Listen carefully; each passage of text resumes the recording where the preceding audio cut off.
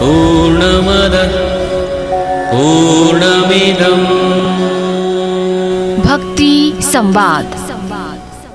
दर्शक नमस्कार। धर्म, संस्कृति र संस्कारको संवाहक नेपालको पहिलो धार्मिक तथा आध्यात्मिक टेलिभिजन भक्ति दर्शन टेलिभिजनको यो विशेष प्रस्तुति भक्ति संवादमा यहाँलाई हार्दिक स्वागत गर्दछु।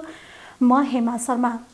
दर्शकबिन, यस प्रस्तुति अन्तर्गत रहेर हामीले विभिन्न धार्मिक आध्यात्मिक व्यक्तित्वहरूसँग धार्मिक आध्यात्मिक विषयवस्तुमा केन्द्रित रहेर चर्चा परिचर्चा गर्दै आइरहेका छौँ र आज पनि हामी यसै धार्मिक आध्यात्मिक कुराकानीको लागि उपस्थित भएका छौँ र विशेष गरी हामीले अहिले यो श्रावण महिना पनि चलिरहेको छ र भगवान शङ्कर शिव जुन सदाशिव शम्भो भनेर भनिन्छ उहाँलाई हरेक सम्प्रदाय जात जातिहरूले उहाँलाई चाहिँ एकदमै आफ्नो आराध्य देवताको रूपमा मान्दै आएका छन्, पुज्दै आएका छन्।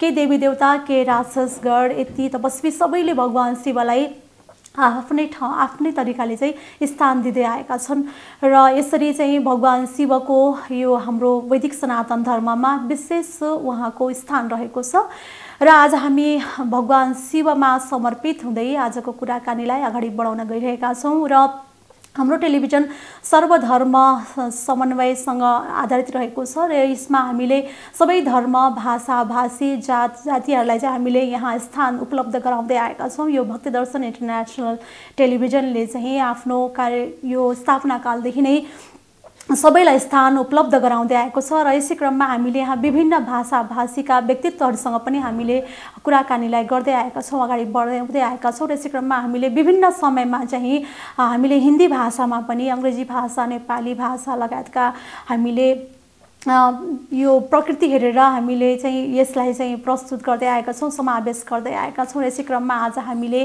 चाहिँ एउटा इन्डियाको माउन्ट टापुबाट आउनुभएको एउटा व्यक्तित्व हुनुहुन्छ, राजयोगको वरिष्ठ प्रशिक्षक हुनुहुन्छ। उहाँसँगको कुराकानीलाई अगाडि बढाउने भएका कारणले हामीले बिचमा यसलाई हामीले उहाँसँगको कुराकानीलाई हिन्दीमा पनि गर्नुपर्ने भएकोले हामीले यहाँबाट हामी अनुमति चाहन्छौँ र सर्वप्रथम आज चाहिँ हामी उहाँलाई स्वागत गर्न चाहन्छौँ। उहाँ राजस्थान माउन्ट टापुको मुख्यालयबाट आउनुभएको छ। उहाँले विगत 45 वर्षदेखि चाहिँ राजयोगको प्रशिक्षण गर्दै आउनुभएको छ। राजयोगलाई आफ्नो जीवनमा आत्मसात गर्दै अन्यन्त्रलाई पनि उहाँले सिकाउँदै आउनुभएको छ। हामी उहाँ अतिथिजीलाई चाहिँ स्वागत गर्न चाहन्छौँ। नमस्कार, आपको कार्यक्रम में बहुत स्वागत है। नमस्कार। सर्वप्रथम तो मैं ये जानना चाहती हूँ कि आप विगत 45 साल से राजयोग में आप आबद्ध रहे हैं। इसको आपने अभ्यास किया, फिर उसके बाद में आपने इसको प्रशिक्षण भी करते आ रहे हैं। शुरू में आपको इसमें कैसे ये इसमें लगाव हुआ, कैसे शुरुआती कैसे हुई इसमें? मैं बचपन से ही आध्यात्मिकता में बहुत रुचि रखता था, तो मैं अपने पिताजी के साथ में मंदिर में जाता था वगैरह, पूजा पाठ करने के लिए रुचि रखता था। तो मेरी एक बचपन से आस थी कि अगर इस संसार में भगवान होंगे तो मैं उनसे मिलना चाहता हूँ। तो उसके लिए मैं शिव भगवान की पूजा करता था, हनुमान जी की, कृष्ण की पूजा करता था। तो बहुत धार्मिक संस्थाओं में भी मैं गया और कितने तीर्थ स्थान भी किए। मैं उम्र के 22 वर्ष तक चारों धाम किया, बद्रीनाथ, केदारनाथ, रामेश्वर, अमरनाथ, इस सारे चारों धाम किया, लेकिन मुझे इतना सेटिस्फैक्शन नहीं मिला।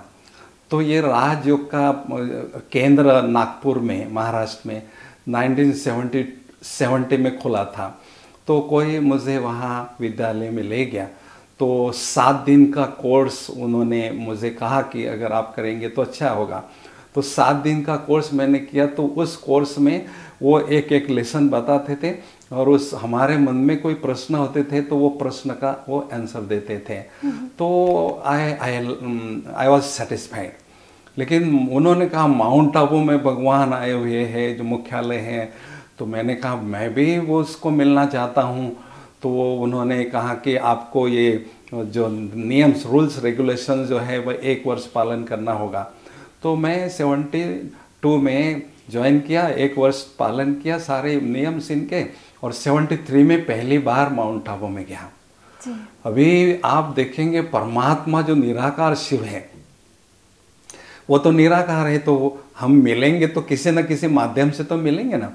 तो गीता में 90वें अध्याय में 11वें श्लोक में स्पष्ट लिखा है, अवजानन्ति मा मूढ़ा मानुषी तनु माश्रितम परम भाव मजानंत मम भूत महेश्वरम, कि मैं निराकार शिव हूँ, एक प्रजापिता ब्रह्मा के माध्यम से मैं ज्ञान देता हूँ, और लेकिन मूढ़मती लोग जो है मुझे पहचानते नहीं है, और जब कहते हैं कि हे भगवान आप धरती पर आए थे लेकिन हमने आपको पहचाना नहीं, तो वो परमात्मा से 1973 में मैं माध्यम से मिला और I experience this is a supreme father and he is related with me, and because of that deep experience that was turning point of my life।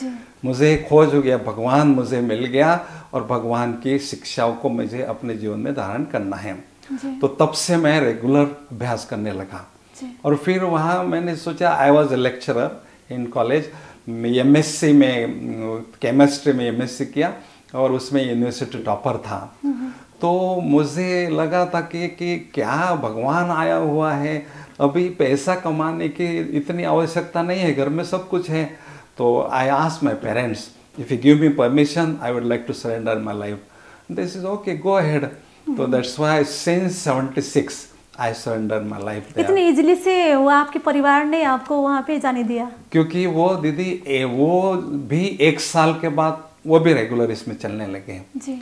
उन्होंने भी इसको स्टडी किया, फिर उन्होंने बोला कि आप जा सकते हैं। हम 2 भाई हैं, तो ये मैंने कहा एक भाई अपने पास रखो, एक मुझे सेवा में लगाओ। तो मैं सेवा में लग गया 76 से। तो इंग्लिश मीडियम मेरा था एमएससी में, तो फॉरेनर्स भी वहाँ आते रहे, फिर उसके कारण इंग्लिश में भी मैं स्पीच देने लगा और फिर हिंदी में भी देने लगा। और I had done some research work in this Rajyoga subject, that is why there was a demand. तो मुझे विदेश से भी निमंत्रण मिलते गए। तो पूरे शुरू से लेके अभी तक मैंने 5 कॉन्टिनेंट्स में 90 देशों में ट्रैवल किया।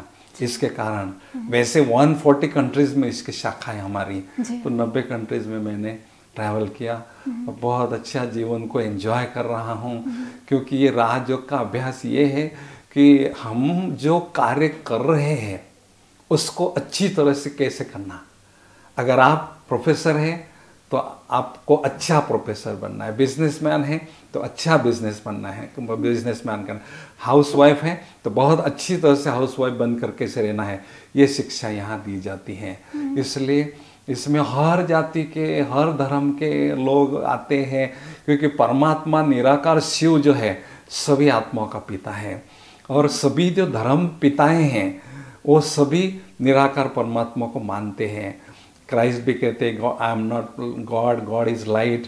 बुद्धिज़्म में भी इस पर निराकार पर फोकस करते हैं। मुस्लिम लोग भी मक्का में भी गोल पत्थर को चूमते हैं।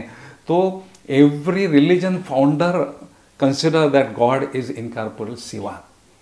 तो इसलिए पूरे वर्ल्ड में इसके सभी धर्म के लोग यहाँ आते हैं, और हम धर्म को इतना इम्पोर्टेंस नहीं देते हैं, क्योंकि आत्मा आत्मा, भाई भाई, एक निराकार शिव पिता की हम संतान हैं। इसलिए हमारा आपस में बहुत स्नेह प्यार रहता है, बहुत अच्छा हार्मोनी रहती है, और बहुत अच्छा वहाँ जितने भी लोग आते हैं ना हेड क्वार्टर में परमात्मा से मिलने आते हैं, तो हमारे पास बहुत बड़ा हॉल है। 25,000 peoples can sit in that hall, and that hall is without pillar, क्योंकि साधना के लिए विदाउट पिलर हॉल बहुत अच्छा होता है। तो वो एशिया में मुझे लगता है ऐसा हॉल कहीं नहीं होगा। तो उस हॉल में परमात्मा आते हैं, शिव निराकार परमात्मा, और वो जो रेगुलर स्टूडेंट हैं उनको मिलते हैं। तो उसके लिए लोग वहाँ आते हैं, और फिर लोग नए भी लोग आते हैं कोर्स करने के लिए, वहाँ राजयोग का कोर्स करने के लिए। Self realisation, who really am I am not this body but I am point of light, God realisation, परमात्मा निराकार शिव है।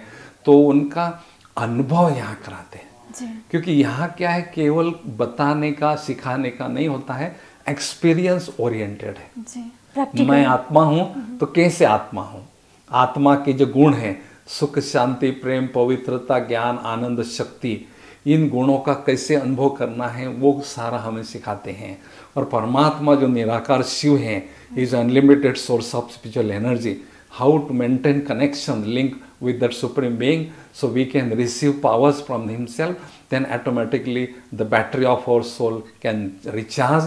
और बैटरी आत्मा की चार्ज होती है तो हम अपने जीवन में सभी जो फंक्शंस होते हैं बहुत अच्छी तरह से हम कैरी ऑन करते हैं और लाइफ को एंजॉय करते हैं।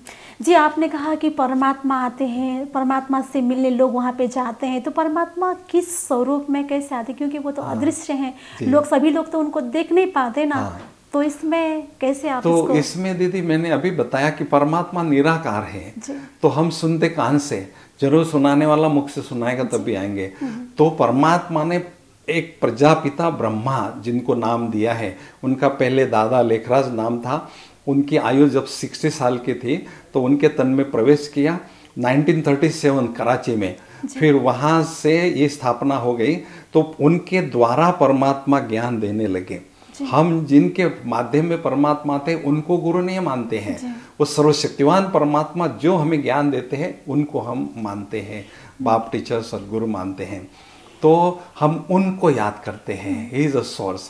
और फिर इसमें भी स्पष्ट बोलते हैं लोग गीता में भी, परित्राणायम साधुना विनायास दुष्कृतम धर्म संस्थापनार्थाय संभवामि युगे युगे।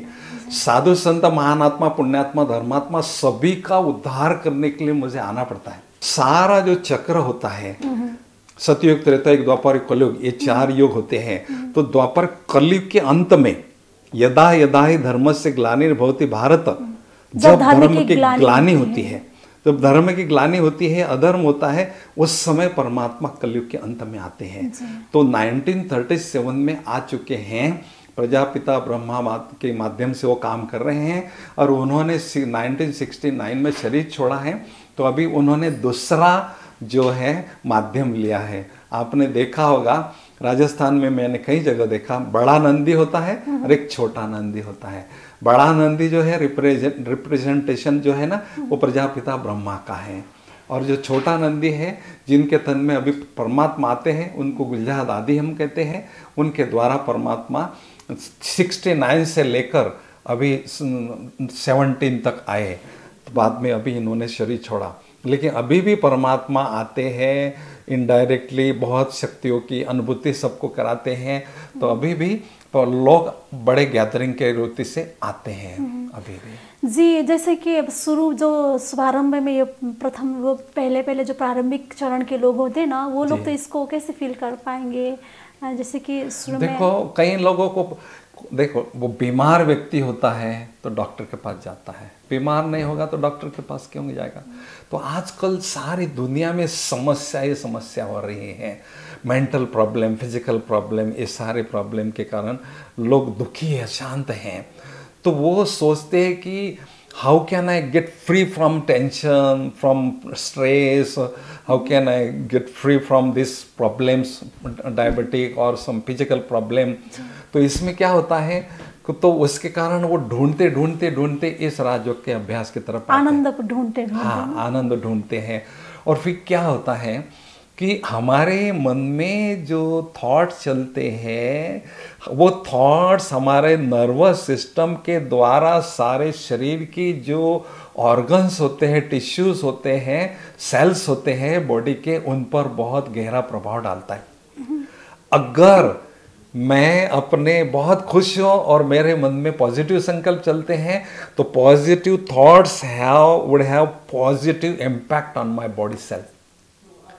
तो सारी जो सिस्टम है, रेस्पिरेटरी सिस्टम है, नर्वस सिस्टम है, डाइजेस्टिव सिस्टम है, सारे सिस्टम अच्छी तरह से काम करते हैं।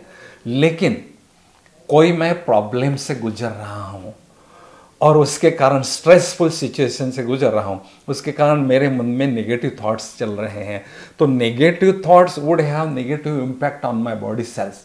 And in that situation what is happening, corticosteroid नाम का एक हार्मोन्स क्रिएट होता है, वो हमारे इम्यून सिस्टम को सप्रेस करता है।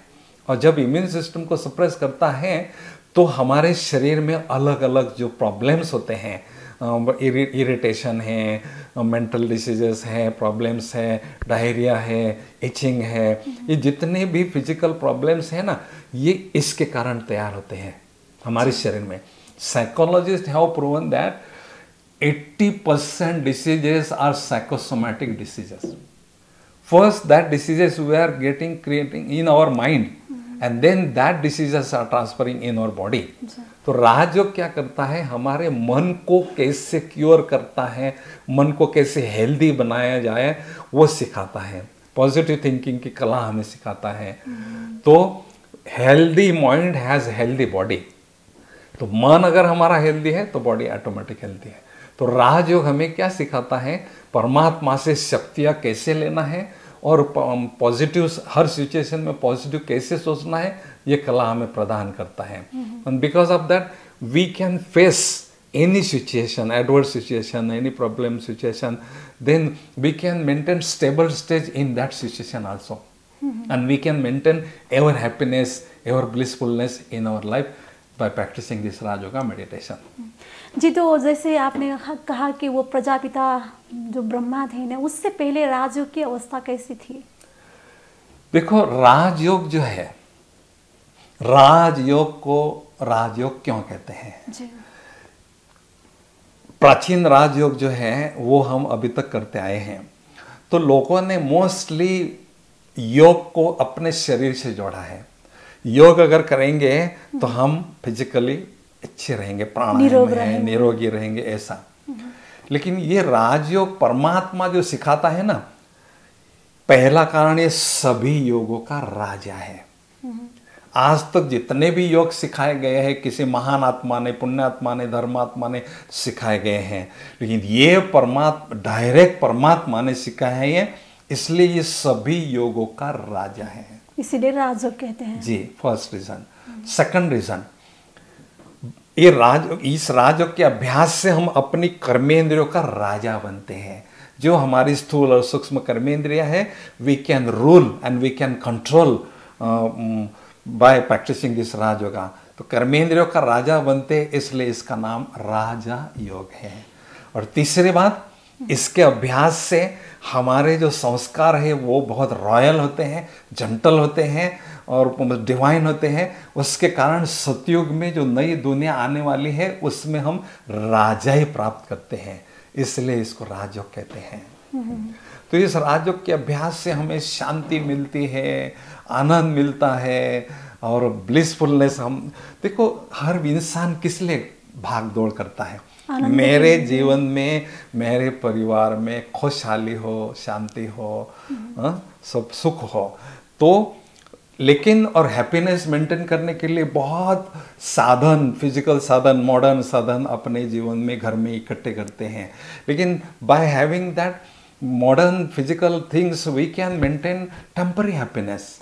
लेकिन परमानेंट हैप्पीनेस के लिए हमें कुछ डिवाइन प्रिंसिपल्स एक्सेप्ट करना होगा, एडॉप्ट करना होगा, परमात्मा से शक्तियाँ लेना होगा, तभी हम एवर हैप्पीनेस स्थायी रूप में अनुभव कर सकते हैं। इसलिए इस राजयोग के अभ्यास से हम स्थायी रूप से शांति, प्रेम, पवित्रता, आनंद अपने जीवन को अनुभव करते हैं। भगवान ने हमें जीवन दिया है। जीवन किस लिए दिया है? हर पल, हर घड़ी इसको एंजॉय करना है। लेकिन आज मनुष्य अपने जीवन को पुश कर रहा है या पुल कर रहा है, एंजॉय नहीं कर रहा है।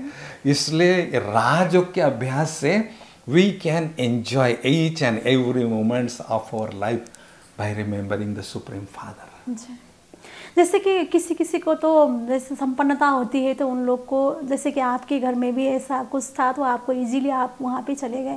किसी को तो घर में सभी चीज़ मेंटेन करने के लिए, खाने पीने, हर एक चीज़ के लिए वो जो अर्न करना पड़ता है ना, तो उसमें तो उन लोग को मुश्किल होगी। तो वो लोग कैसे कर पाएंगे? देखो दीदी, कोई भी व्यक्ति होता है अपना अर्निंग के लिए मेहनत करता है, फिर भी टाइम निकाल कर मंदिर में जाएगा, मस्जिद में जाएगा, किधर भी संस्था में जाएगा, थोड़ा समय जरूर जाएगा, वो टाइम निकालता है क्योंकि उसकी श्रद्धा होती है भगवान का ब्लेसिंग मुझे मिले। तो ये राजयोग के अभ्यास के लिए बहुत समय नहीं जाना पड़ता है। हमको आधा घंटा 15 मिनट पौना घंटा भी हम परमात्मा की याद करते हैं, आश्रम में जाते हैं तो भी बहुत अच्छा होता है। तो इसलिए हमें पूरा समय उसमें नहीं जाना पड़ता है। अर्निंग जो भी हमारा है उसको करना है, लेकिन साथ साथ में राजयोग का अभ्यास करना है।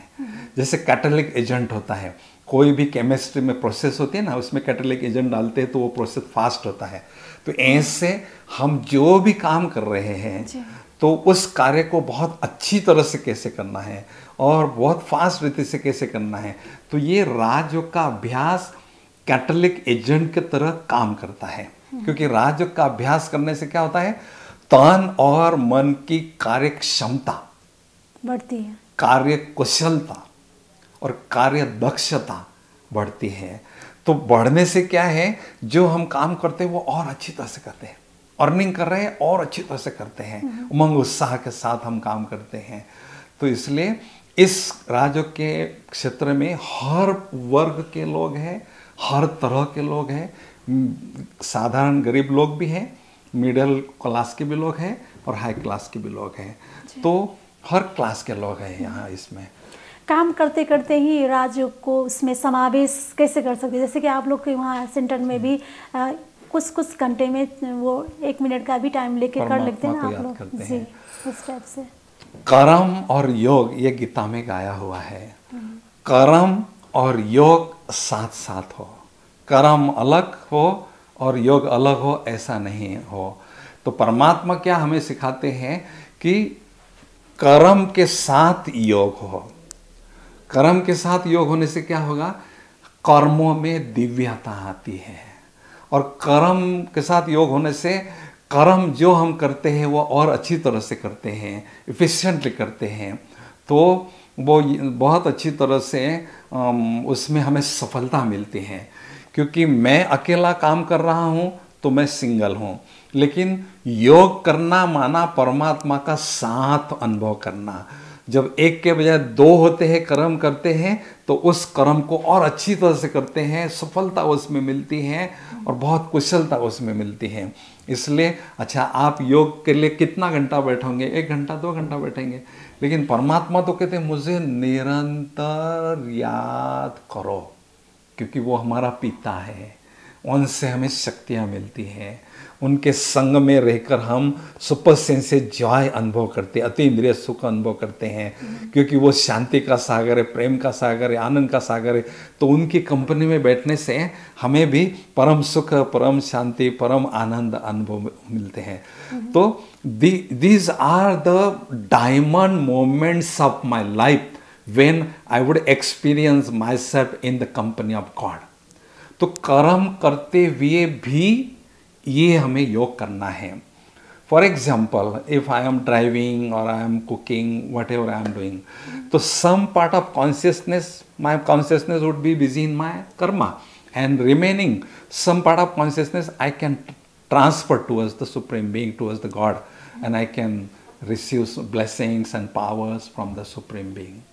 तो कर्म को हमें एंजॉय करना है, ड्यूटी को डांस अनुभव करना है।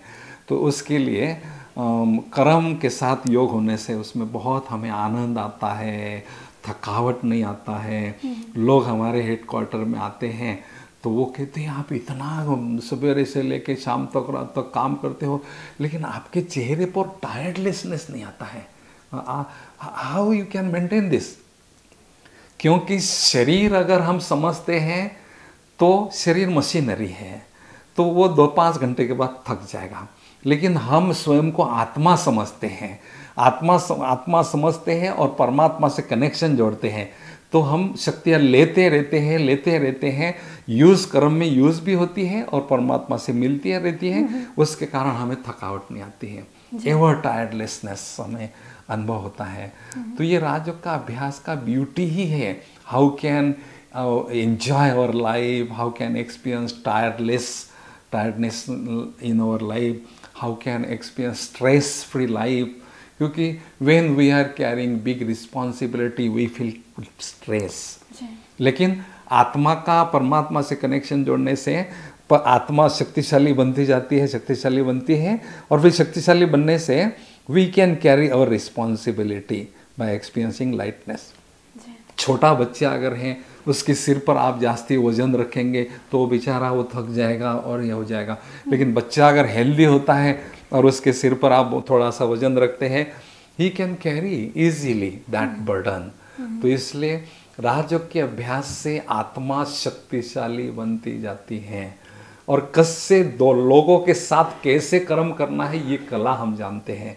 जो भी हमारे कर्म साथी हैं उनको भी आत्मिक दृष्टि से, आत्मिक स्थिति से देखते हैं तो we can maintain harmony in relationship, joyfulness in that atmosphere.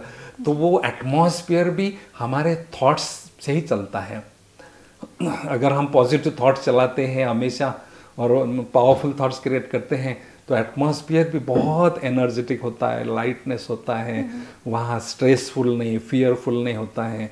तो उसके कारण बहुत हमारी वर्क एफिशिएंसी बढ़ती है। दर्शकबिन अहिलेलाई पालो भएको छ छोटो विश्रामपछि हामी फेरि पनि आउनेछौँ, हामी सँगै रहनुहोला। पूर्णमदः पूर्णमिदं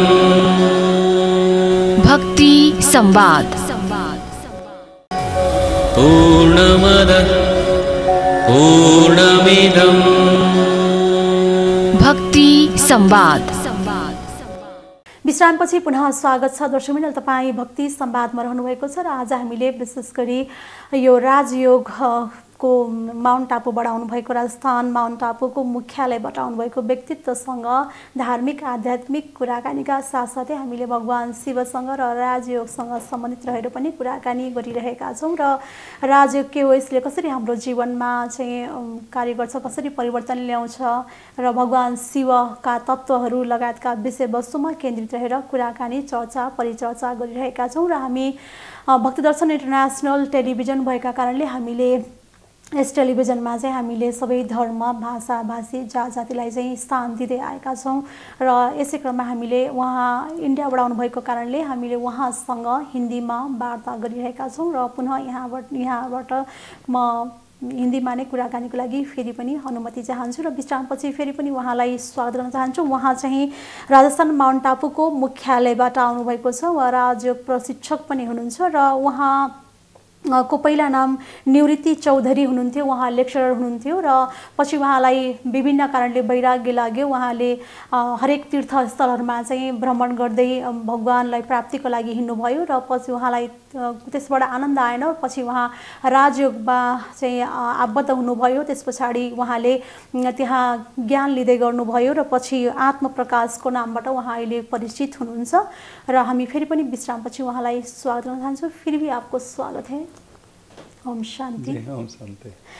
जो हम लोग बात कर रहे थे कि राजयोग के बारे में, तो राजयोग में आप लोग बहुत सारे कलर्स का भी वहाँ पे समावेश करते हैं। विभिन्न कलर का, विभिन्न उसमें आप लोग एक एक उसमें, जैसे कि कोई शक्ति का प्रतीक, किसी को आनंद का प्रतीक का, ऐसा आप लोग कहते हैं। तो इसको डिटेल्स में बताइए ना, क्या है वास्तव में कलर, हम लोग यहाँ पे क्यों यूज़ करते हैं और ये कलर का मीनिंग क्या है, और एक एक कलर एक एक चीज़ की प्रतिनिधित्व करते हैं, आप लोग ऐसा सिखाते हैं। इसका क्या है वास्तविक रहस्य?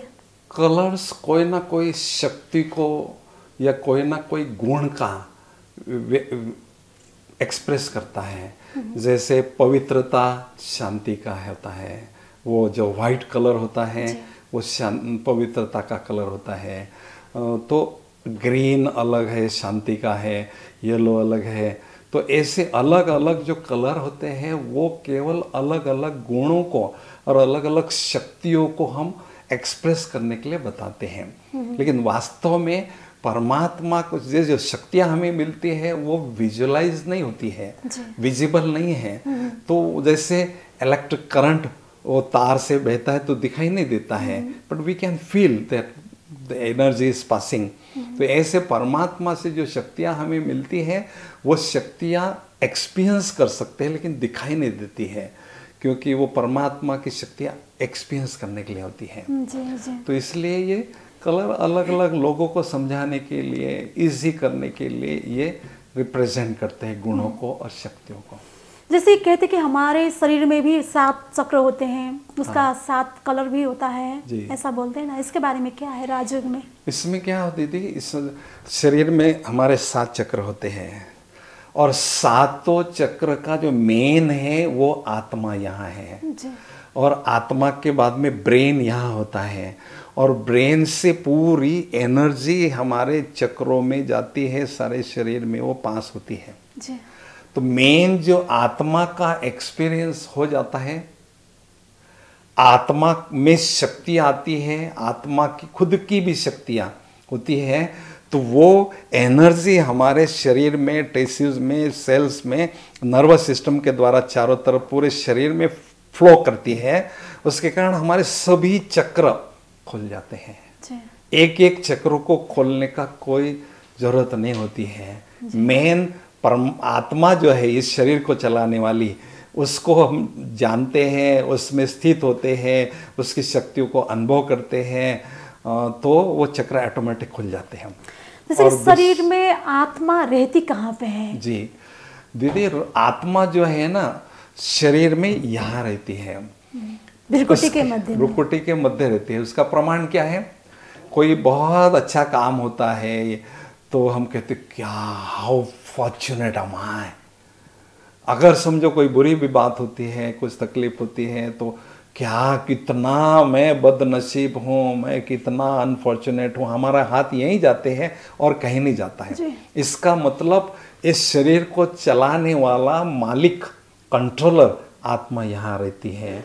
आंखों रूपी, आंखों से देखती है, कानों से सुनती है, जो भी है, तो मेन तो आत्मा यहीं रहती है भ्रुकुटी में।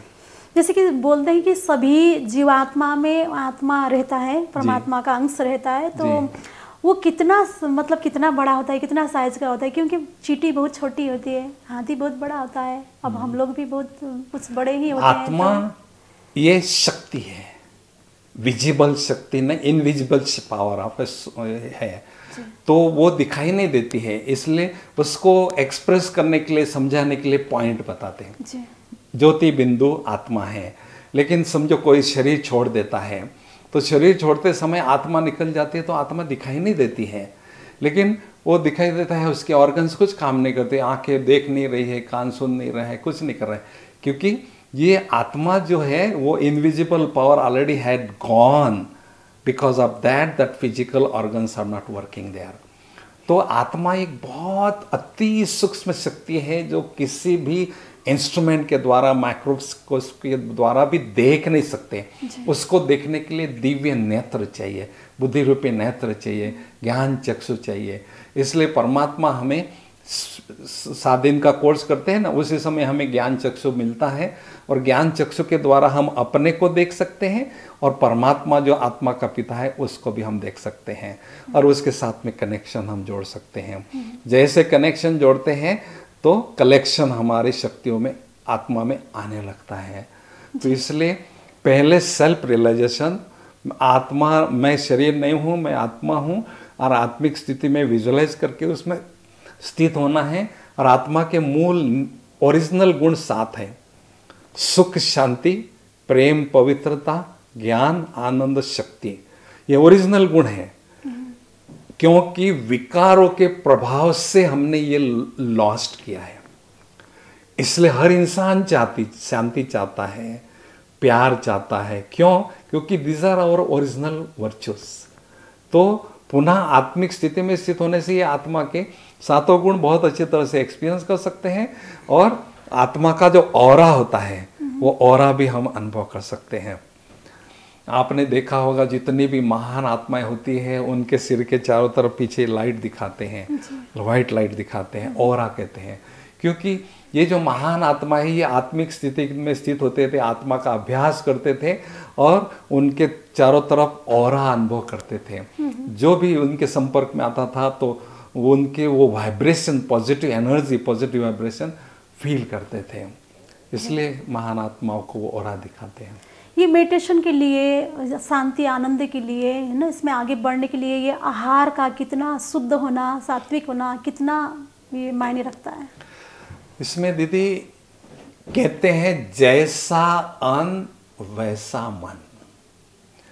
जितना हम प्योर भोजन लेते हैं उतना मन भी हमारा प्योर होता है, और उतना मन परमात्मा की याद में रखता है।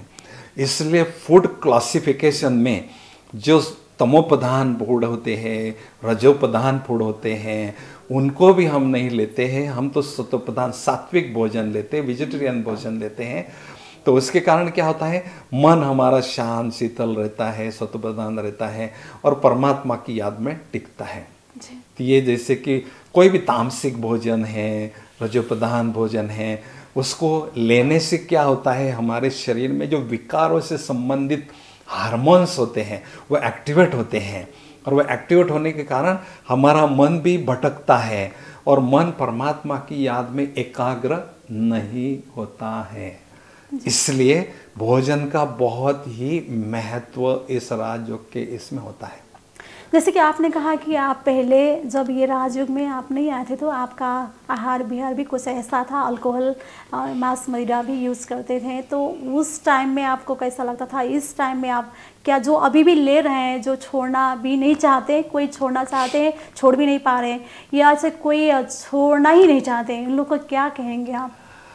मैं अपने जीवन से संतुष्ट नहीं था, इसलिए टेम्पररी शांति अनुभव करने के लिए मैं हफ्ते में 1-2 बार ड्रिंक लेता था, और सिगरेट भी एक दिन में 1 आधा पैकेट पीता था।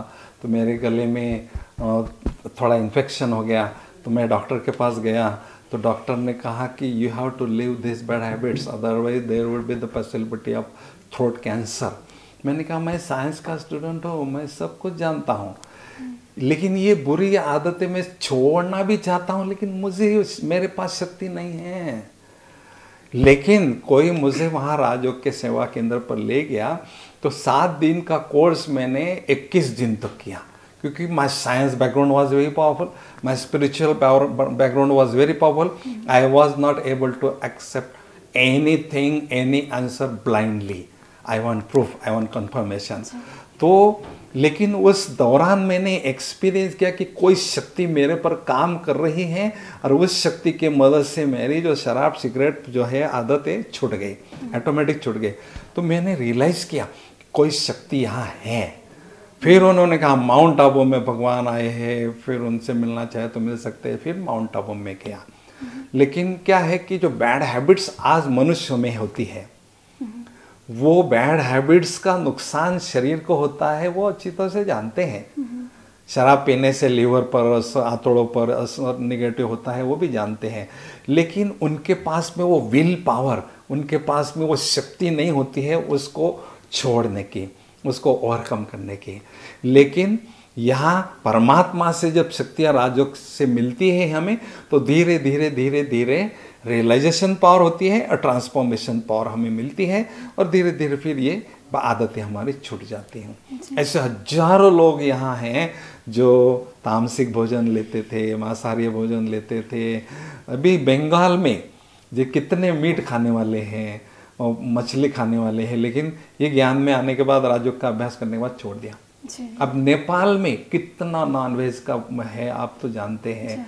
लेकिन यहाँ पर भी जो बाबा के परमात्मा को जिन्होंने पहचाना, उन्होंने धक से वो छोड़ दिया, और वो फिर उनका जीवन बहुत श्रेष्ठ बनता गया।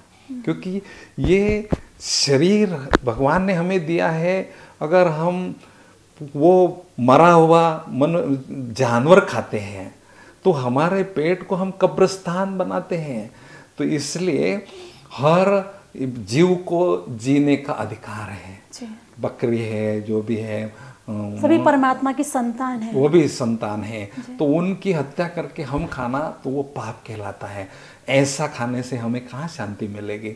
उसके कारण फिर हम अशांत रहते हैं, दुखी रहते हैं, क्रोधी रहते हैं। तो इसलिए राजयोग के अभ्यास करने के लिए भोजन में परिवर्तन लाना बहुत जरूरी है। कई लोग कहते हैं कि हमें प्रचुर मात्रा में विटामिन सब उससे मिलते हैं, जो डॉक्टर भी तो वही बोलते हैं ना आपको, ये लो वो लो ऐसा बोलते हैं ना बीमार लोगों को। आप बीमार होते हैं, आपको एक खाना है, ये खाना है। लेकिन नेचर ने इतनी सुंदर चीजें प्रोवाइड किए हैं मनुष्य के लिए, वो हम नहीं खाते हैं, और इनको हम लोग उस चीज से भी ये सारी चीज वो हम तो गेन कर पाते हैं ना हमारे शरीर के लिए। तो जी अभी देखो, मैं 50 साल से इस ज्ञान मार्ग में हूँ, 50 साल से मैं राजयोग का अभ्यास करता हूँ। मेरा कोई बीमारी नहीं, कोई तकलीफ नहीं, I am healthy, I am experiencing. तो आप लोगों में शादी भी इतना नहीं करते हैं? शादी में इसमें राजयोग के अभ्यास में ब्रह्मचर्य को वैल्यू देते हैं, महत्व देते हैं, क्योंकि साधना कोई करते हैं तो उसके लिए इसमें शादी नहीं करना है ऐसा तो नहीं है ना? शादी नहीं करना ऐसा नहीं है। अगर शादी आप करते भी हैं तो पुनर्ब्रह्मचर्य पालन करना पड़ता है, और शादी शुदा नहीं है तो सेलिबेसी तो यही है, क्योंकि परमात्मा परम पवित्र है, पवित्रता का वो सागर है, तो उनको याद करने के लिए हमारा मन भी पवित्र होना चाहिए। तो ये इम्प्यूरिटी, काम विकार, ये इम्प्यूरिटी है, और पवित्रता जिसको सेलिबेसी कहते हैं वो प्यूरिटी है।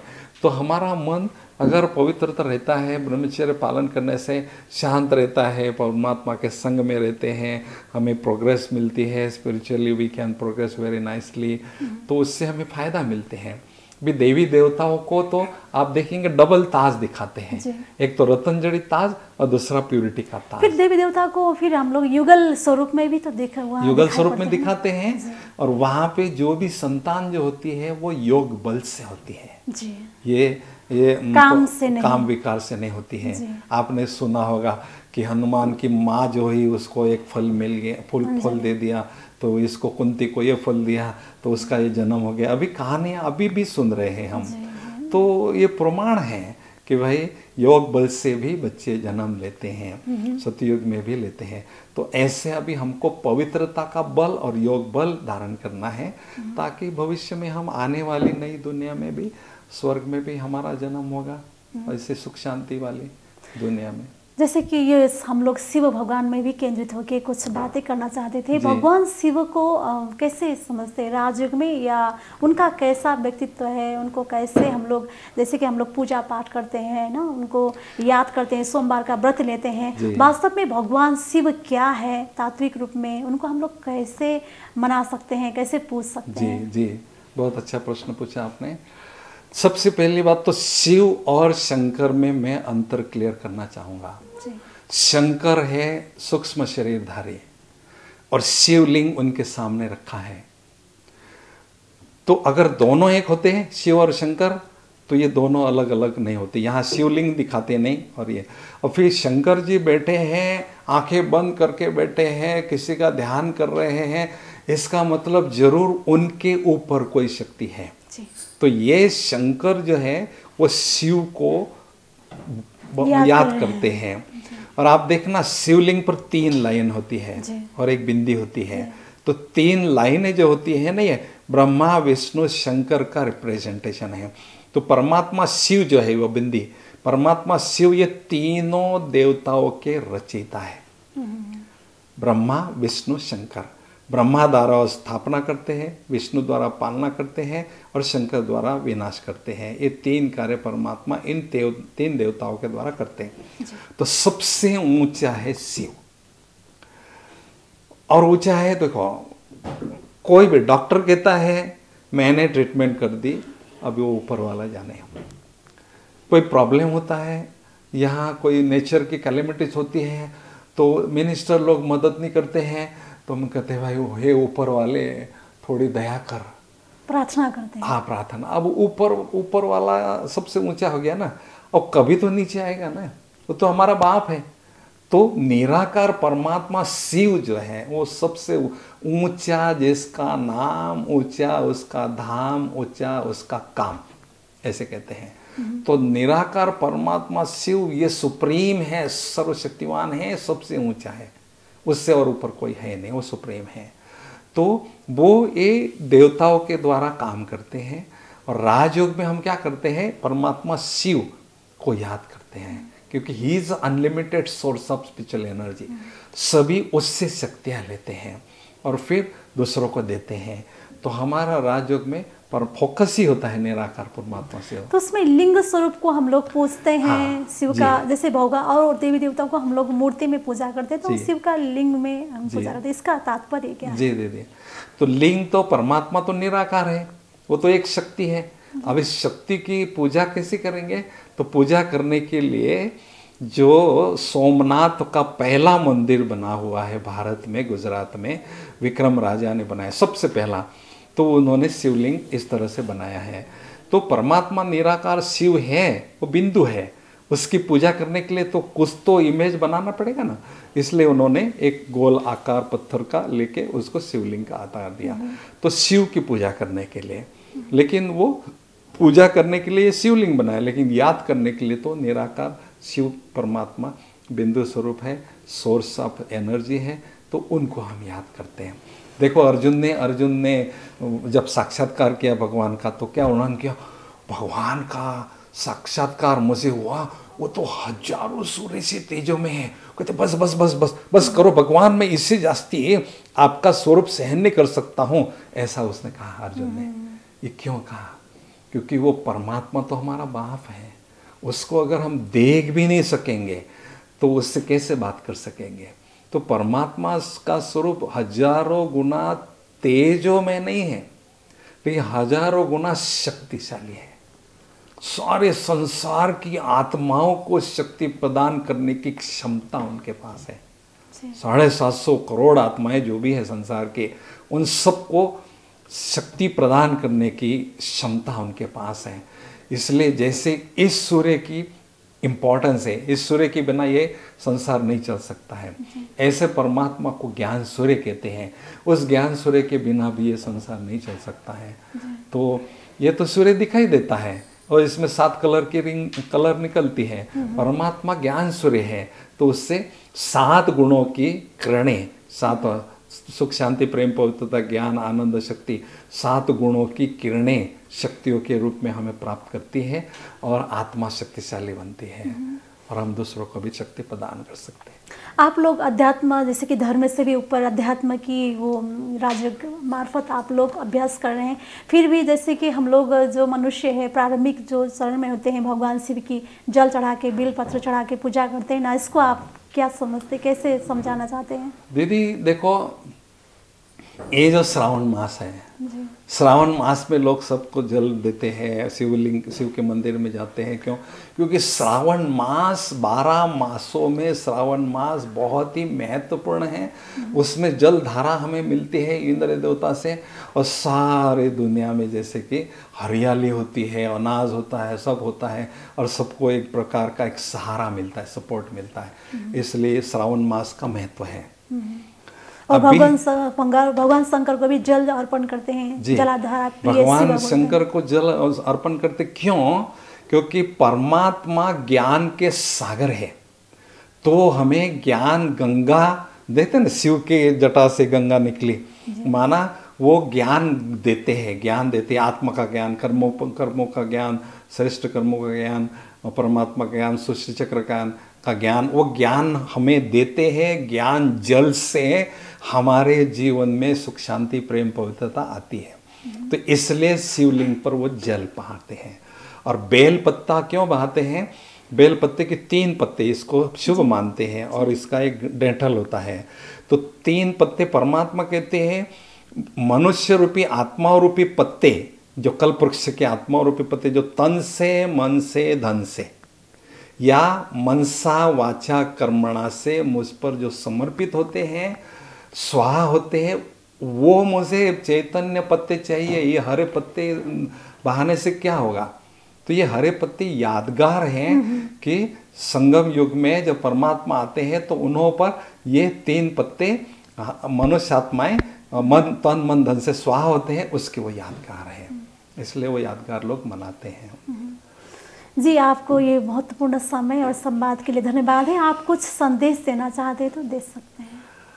तो मैं तो यही कहना चाहूँगा, जो भी हमारे श्रोताएं हैं, जो बड़े ध्यान से बड़े प्यार से सुन रहे हैं, उनको मैं एक ही बात बताना चाहता हूँ। जैसे हरेक व्यक्ति को खाना और सोना, नींद करना, आराम करना, ये हर एक व्यक्ति को आवश्यक है, चाहे किसी भी धर्म वाला हो, किसी भी जाति वाला हो, किसी भी एज वाला हो। तो ऐसे हर एक व्यक्ति को राजयोग का अभ्यास डेली कुछ समय जरूर करना चाहिए। क्यों? क्योंकि शरीर को तो भोजन हम डेली देते हैं, लेकिन आत्मा को भी भोजन देना बहुत जरूरी है। मैं रशिया में 2006 में गया था, 200 यूथ को मैं ये कर रहा था, संबोधन कर रहा था। उन्होंने मुझे टॉपिक दिया था how to overcome examination fear and how to improve our concentration power. तो मैंने उनको एक ही बोला कि आप कितना भी बिजी हो, आपको 10-15 मिनट, आधा घंटा राजयोग का अभ्यास करना चाहिए। एक smart boy stood up in audience, खड़ा होके कहे, I don't have any problem, my concentration power is very good, I don't have examination fear, why you are emphasising again and again for practising this Rajyog meditation, tell me the reason. मैंने simple उदाहरण दिया। जैसे आपके पास mobile cell phone है, कितना भी महंगा हो, बढ़िया हो, तो उसको प्रॉपर फंक्शनिंग करने के लिए डेली उस बैटरी को चार्ज करना पड़ता है, तो वो मोबाइल अच्छी तरह से काम करता है। मान लीजिए एक दिन आप बैटरी को चार्ज करना भूल जाते हो और वही रिचार्ज वाली बैटरी का मोबाइल लेते हैं, तो कोई इंपॉर्टेंट मैसेज आपको देना है तो दूसरे के पास आपको मांगना पड़ता है, can I borrow your mobile cell phone please, I want to spoke with my parents or whatever. तो for proper functioning of cell phone we need to recharge the battery of that cell phone every day, am I right? इसी तरह से शरीर हमारा cell phone है, आत्मा उसकी battery है। हम कैसे यूज करते हैं? We are creating thousands and thousands thoughts in our mind. Psychologists have proven that in 1 minute we are creating 13 to 15 thoughts. तो 24 घंटे में हजारों थॉट्स हम क्रिएट करते हैं। There is only output, there is no input. What will happen? Mental problem, mental diseases start हो जाएंगे। इसलिए जैसे खाना सोना जरूरी है, वैसे राजयोग का मेडिटेशन जरूरी है। ये मैं आपसे यही चाहूँगा कि आप इस राजयोगा मेडिटेशन को करने के लिए ब्रह्मा कुमारी विद्यालय पर आइए। ये कोई धर्म से जुड़ा नहीं है, किसी जाति से जुड़ा नहीं है। स्वयं को आत्मा समझकर परमात्मा को याद करना ये हर कोई कर सकता है। इसलिए सारे विश्व में इसकी शाखाएं हैं, हर धर्म के लोग आते हैं। तो यही मैं आपसे प्रार्थना करूंगा कि राजयोग के अभ्यास को अपने जीवन का एक अभिन्न अंग बनाइए, तो फिर आप अपने जीवन को बहुत अच्छी तरह से एंजॉय कर सकेंगे। जीवन के 2 अर्थ हैं, G+1, जीना हमारा 1 नंबर का हो, और दूसरा है जीव प्लस न, जिसमें जीव ही नहीं है, जान ही नहीं है, निष्क्रिय जीवन है, ऐसा हमारा जीवन न हो। इसलिए मैं यही चाहूँगा। और लास्ट में एक बात कहूँगा आपसे, क्या ना, हम वॉच को देखते हैं, हाँ, हैंड वॉच को, टेबल वॉच को, वॉल वॉच को देखते हैं। तो वॉच करते समय हमें 5 चीज़ों को वॉच करना है। WATCH। W stand for word. हमारा ये बोल बहुत शुभ हो, सबको प्रेरणा देने वाले हो, सबको सुख देने वाले, short, sweet and slowly. W for word. A for action. हमारे कर्म बहुत श्रेष्ठ हो, साधारण न हो, दूसरों को प्रेरणा देने वाले हो, WA।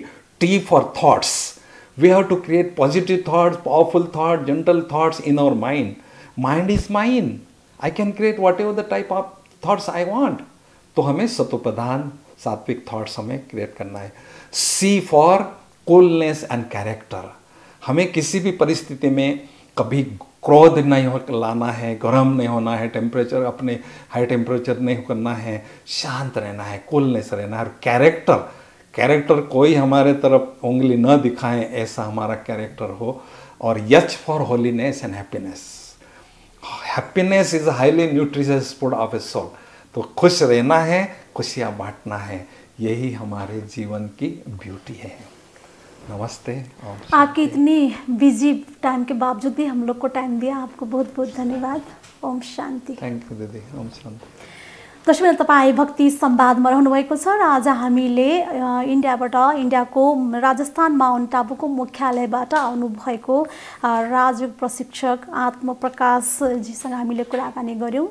आजको लागि भक्ति संवाद यति नै। सम्पूर्ण टिम लगायत म हेमा शर्मालाई पनि बिदा दिनुहोस्। यहाँहरूको हरेक पल शुभ रहोस्। नमस्कार। पूर्णमदः पूर्णमिदम् संवाद।